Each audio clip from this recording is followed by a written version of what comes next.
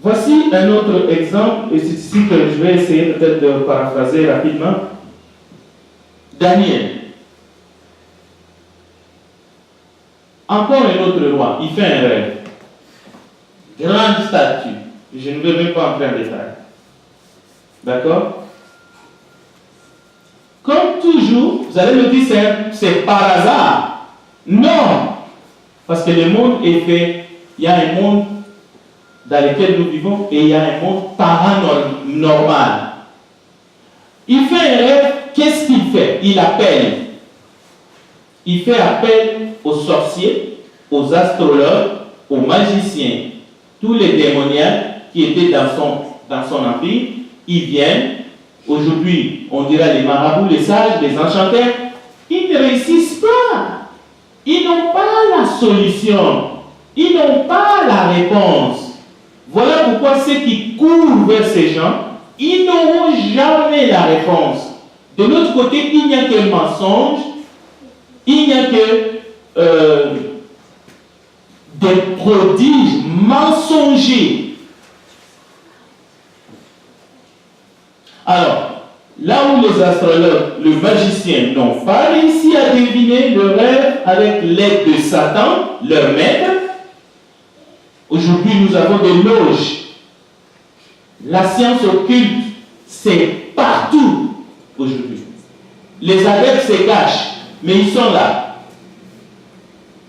Daniel, conduit par Dieu, arrive. Il dit au roi,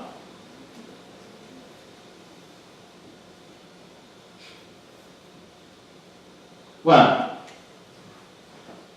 Toi, d'abord, Daniel dit, le roi dit, voilà les songes que j'ai.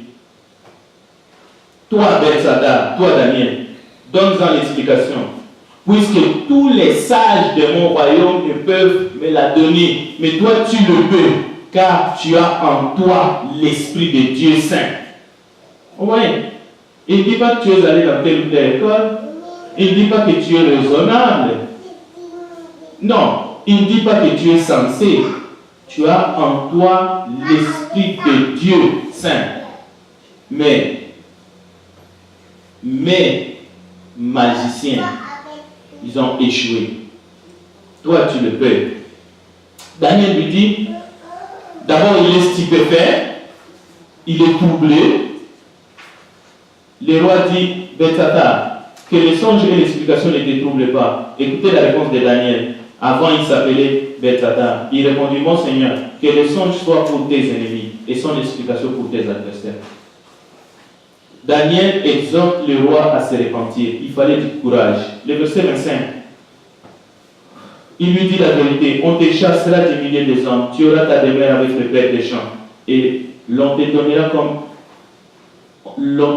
comme au bœuf de l'herbe à manger. Tu seras trempé de la rosée, ainsi de suite. Mais regardez le verset 27.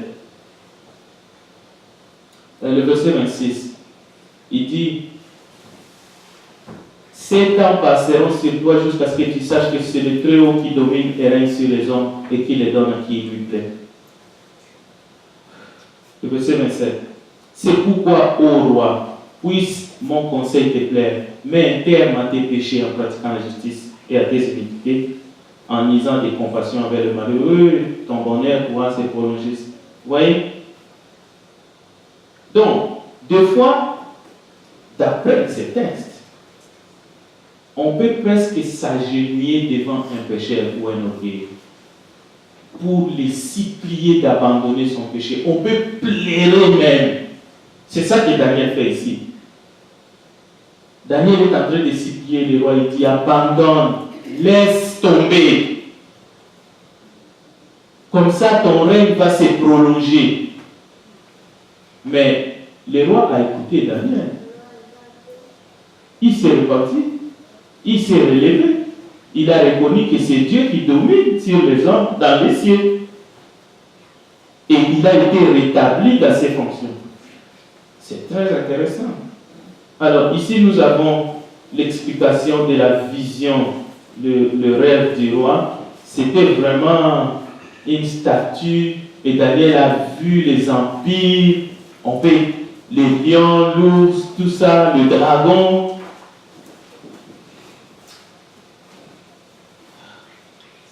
Un jour, il s'est passé la même chose avec un certain homme que vous connaissez, Moïse. La même chose. Moïse, Dieu l'envoie chez Pharaon, il refuse. Jusqu'à nos jours, on enseigne dans les classes, même nos enfants, Angelo, les autres, on leur apprend que le roi des animaux, c'est le lion. C'est un mensonge. Dans la Bible, le roi des animaux, ce n'est pas le lion. Le roi de tous les animaux féroces, c'est le dragon. Ce n'est pas le lion, c'est dans la Bible. L'Éternel dit à Moïse, ok, je te fais Dieu devant Pharaon, tu vas aller affronter Pharaon.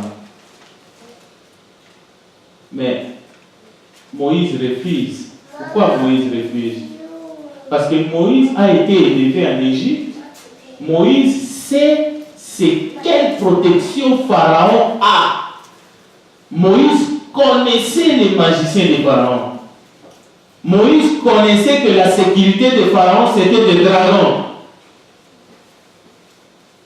Il savait. C'est pour ça que Moïse dit, qui suis-moi pour aller libérer le peuple chez Pharaon? Qu'est-ce que je vais aller faire là-bas? J'ai grandi, je mangeais là-bas. Je sais qui est cet homme-là. Dieu lui dit, pas quelque chose de moi. Je te fais Dieu. Je te fais Dieu devant Pharaon. Tu vas aller affronter Pharaon et ses dragons. Moïse n'avait pas un dragon, il avait un bâton. Le bâton de Moïse se transforme pas en un serpent, mais en un dragon dans les textes anciens. Comment vous appelez ça? Ce n'est pas la sorcellerie? C'est quoi? Bon, les autres se moquent de lui. La même chose, qu'est-ce que Pharaon fait? Il appelle ses magiciens, il appelle tous ses sages, tout en Égypte, il vient. Qu'est-ce qu'ils font? Est-ce qu'ils sortent un petit serpent? Non, ils vont sortir des dragons, c'est-à-dire plusieurs.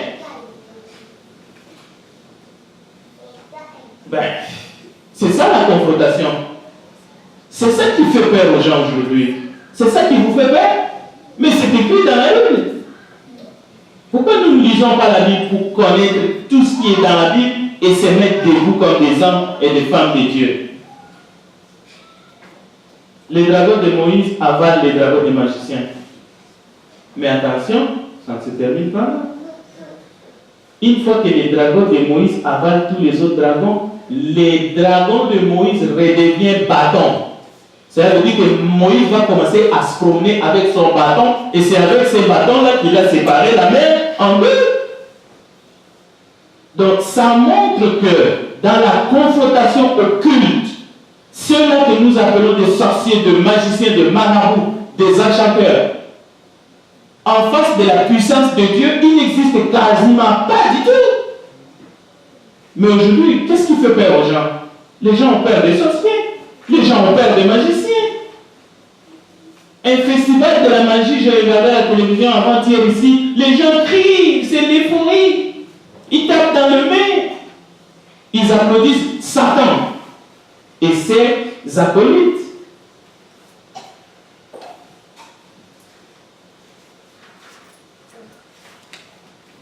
Mais pensez au moins aux 10 plaies en Égypte. Ce n'est pas un mythe, ce n'était pas un mythe, enfant de Dieu. L'eau changeait en sang pour des vrais. Les grenouilles, les moustiques, les mouches, les épidémies des troupeaux, ils sont malins, la grêle se transforme en feu, les sauterelles. Ça me fait toujours quelque chose. Les sauterelles souffrent avec des têtes sous forme des humains. Comment est-ce que nous ne pouvons pas redouter la puissance infinie de Dieu? Nous allons commencer à trembler devant des féticheurs, des choses comme ça. Oh, lui, il a les pouvoirs, des trucs comme ça, et des gens qui commencent à... Mais non, un sorcier c'est qui? C'est un être humain, mais qui n'a même pas la puissance comme ça par rapport à ce que Dieu peut donner à son enfant. La confrontation entre Moïse et Pharaon, c'est la plus grande festival de magie, de science occulte que nous avons dans la Bible. C'est dans la Bible, c'est dans la parole de Dieu. Et pas seulement dans l'Ancien Testament. Nous pouvons aller dans le Nouveau Testament. On parle des sorciers, on parle de magiciens, on parle de Simon, on parle de tout ce monde-là. Ce n'est pas un sujet tabou. La Bible ne nous empêche pas d'en parler. Satan existe, y compris ses adorateurs, mais ne devrait pas faire peur aux chrétiens. Même pas intimider le plus jeune d'entre nous qui vient de se faire baptiser là, Denis, même pas eux. Pourquoi? Eux, ils ont peur des chrétiens. Ils connaissent les précepteurs de Dieu. Les diables existent. Les adorateurs de diables, ceux qui adorent des fétiches existent. Ils se cachent. Mais le diable n'a ni le monopole de la violence, ni le monopole au culte. Il n'en a pas. Celui qui a le monopole de la puissance, même la puissance au culte, c'est Dieu. Alors pourquoi les gens courent derrière les loges, les ci, les ça, les fétiches? Ça vient des ancêtres, des cimetières. Pourquoi? Je me demande toujours. Soit ils connaissent le vrai Dieu du ciel, soit ils ne le connaissent pas. C'est pour cela que Satan joue avec leur vie.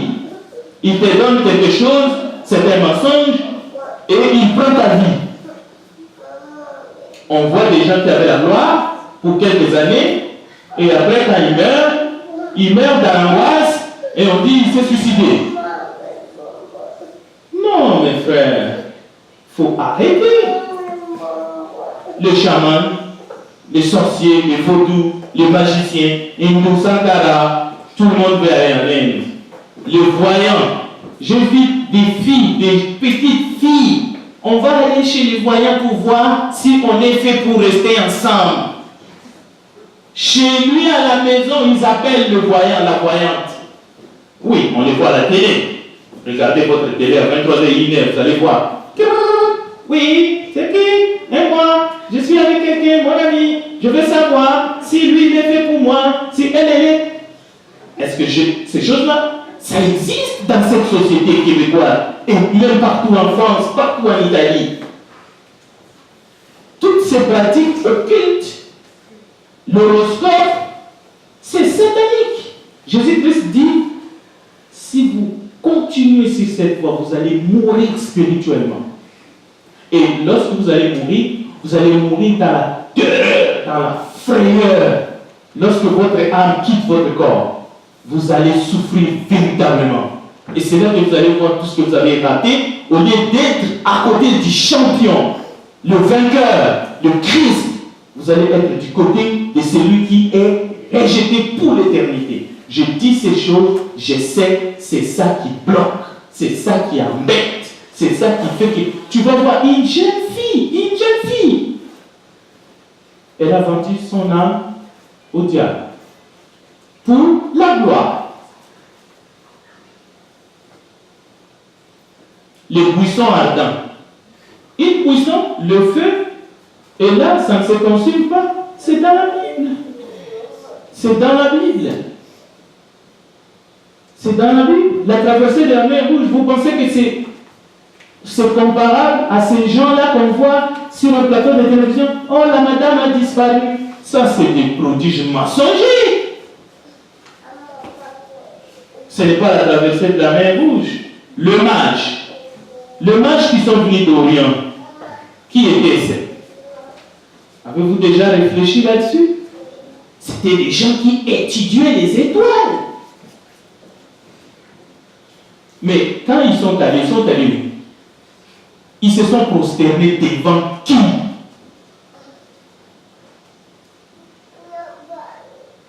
Devant qui? Nos ancêtres ou Jésus? Devant Jésus. et ils ont apporté des cadeaux. Et le mage, ce sont des sages. Parmi eux, il y avait des sorciers, des voyants, des magiciens, des occultistes. Ils étudiaient les planètes. Et lorsque Jésus est né, ils savaient qu'il était plus puissant.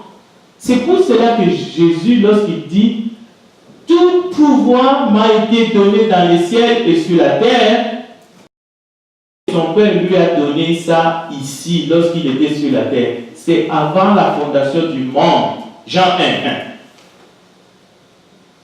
Il avait déjà ça. On ne lui a pas remis ça lorsqu'il a dit « Je voyais Satan tomber dans les ciels. » Non, lui, il a reçu cette puissance avant la fondation du monde. Il n'est pas devenu le rédempteur ici. Donc, les mages sont allés. J'ai un grand respect pour Gandhi. J'ai beaucoup de respect pour Nelson Mandela, Madiba. Il est très connu. Il a été enterré dans son village. C'est un homme, un vrai, dans le monde occulte. J'ai un grand respect pour des personnages comme Nelson, le président Johnson, le plus intelligent de tous les présidents des États-Unis. C'est quelqu'un. César, à Rome, il se fait appeler Dieu. J'ai lu sur Max Beauvoir, j'étais émerveillé. Un homme qui a fait des études de chimie aux États-Unis et il est rentré dans son village natal, il avait toute une forêt à lui. Je connais ces choses. Et je peux continuer la liste. Hein? Des hommes qui ont marqué l'histoire du monde. Mais écoutez bien, tous ces personnages, tous ces hommes qui ont des loges, qui sont assis dans le baraque, on les appelle les hommes puissants dans ce monde, les chefs d'État. Ces gens-là, ces disciples, vous savez, ces disciples, comme la fumée, ils quittent ce monde un jour et on pleure dessus, derrière eux.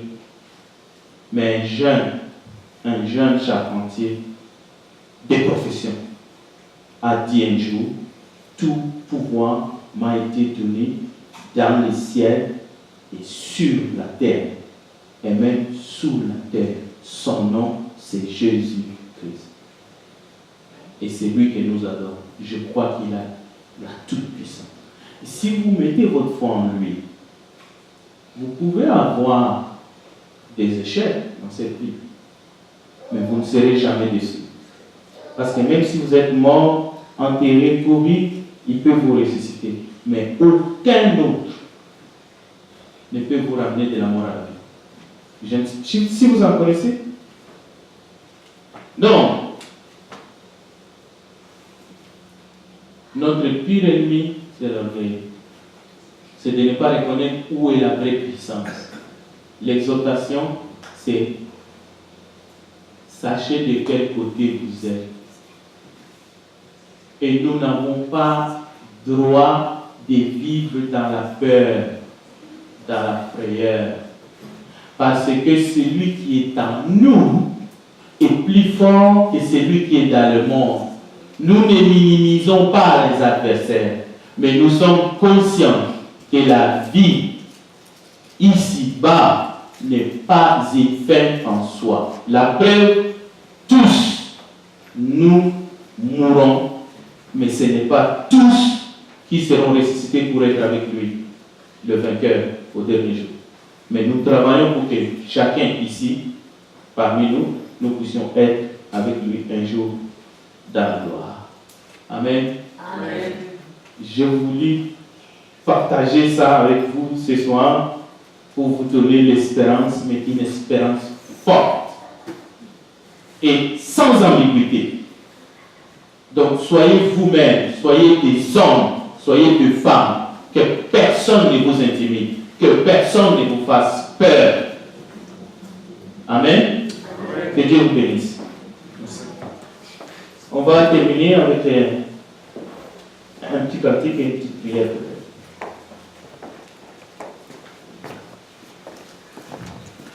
se mettre debout avec moi dans les numéros